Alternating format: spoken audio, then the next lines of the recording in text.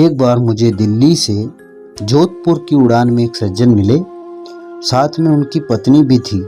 सज्जन की उम्र करीब 80 साल रही होगी। मैंने पूछा नहीं, लेकिन उनकी पत्नी भी 75 पार ही रही होगी। उम्र के सहज प्रभाव को छोड़ दे तो दोनों करीब करीब फिट थे। पत्नी खिड़की की ओर बैठी थी, सज्जन बीच में और मैं सबसे किनारे वाली सीट पर बैठा हुआ था। उड़ान भरने के साथ ही पत्नी ने कुछ खाने का सामान निकाला और पति की ओर किया। पति कांपते हाथों से धीरे धीरे खाने लगे। फिर फ्लाइट में जब भोजन सर्वर होना शुरू हुआ तो उन दोनों ने राजमा चावल का ऑर्डर किया और दोनों बहुत आराम से राजमा चावल खाते रहे। मैंने पता नहीं क्यों सैंडविच का ऑर्डर कर दिया। खैर, मेरे साथ अक्सर ऐसा ही होता है कि मैं जो ऑर्डर करता हूँ मुझे लगता है कि सामने वाले ने मुझसे बहुत बेहतर ऑर्डर किया है।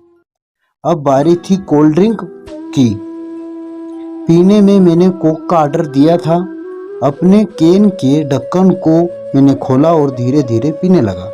उन सज्जन ने कोई जूस लिया था। खाना खाने के बाद जब उन्होंने जूस की बोतल के ढक्कन को खोलना शुरू किया तो ढक्कन खुल ही नहीं रहा था। सज्जन कांपते हाथों से उसे खोलने की कोशिश कर रहे थे। मैं लगातार उनकी ओर देख रहा था। मुझे लगा कि ढक्कन खोलने में उन्हें मुश्किलें आ रही है, तो मैंने शिष्टाचार हेतु कहा कि लाइए मैं खोल देता हूँ। सज्जन ने मेरी ओर देखा, फिर मुस्कुराते हुए कहने लगे, बेटा ढक्कन तो मुझे ही खोलना होगा। मैंने कुछ पूछा नहीं, लेकिन सवाल भरी निगाहों से उनकी ओर देखा। यहाँ देख, सज्जन ने आगे कहा, बेटा जी आज तो आप खोल दोगे, लेकिन अगली बार कौन खोलेगा? इसलिए मुझे खुद खोलना आना चाहिए। पत्नी भी पति की ओर देख रही थी। जूस की बोतल का ढक्कन उसने अभी भी नहीं खोला था, पर पति लगे रहे और बहुत बार कोशिश करके उन्होंने ढक्कन खोल दिया और दोनों आराम से जूस पीने लगे।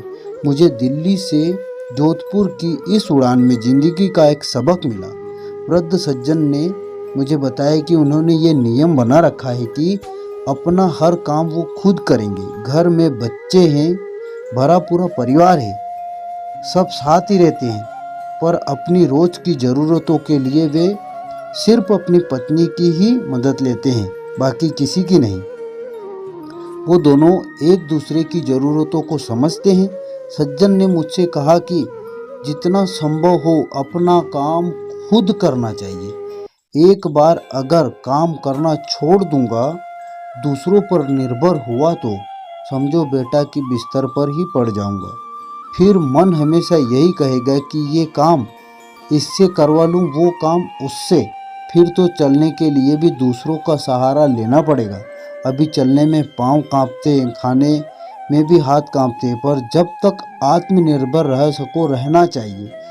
हम जोधपुर जा रहे हैं, 2 दिन वहीं रहेंगे। हम महीने में 1-2 बार ऐसे ही घूमने निकल जाते हैं।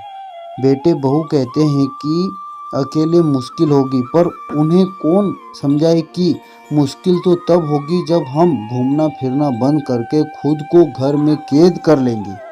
पूरी जिंदगी खूब काम किया, अब सब बेटों को देकर अपने लिए महीने के पैसे तय कर रखे हैं और हम दोनों ही उसी में आराम से घूमते हैं। जहाँ जाना होता है एजेंट टिकट बुक करवा देते हैं, घर पर टैक्सी आ जाती है, वापसी में एयरपोर्ट पर भी टैक्सी ही आ जाती है। होटल में कोई तकलीफ होनी नहीं, स्वस्थ उम्रानुसार ठीक है। कभी कभी जूस की बोतल ही नहीं खुलती, पर थोड़ा दम लगाओ तो वो भी खुल जाती है। मेरी तो आंखें ही खुली की खुली रह गई।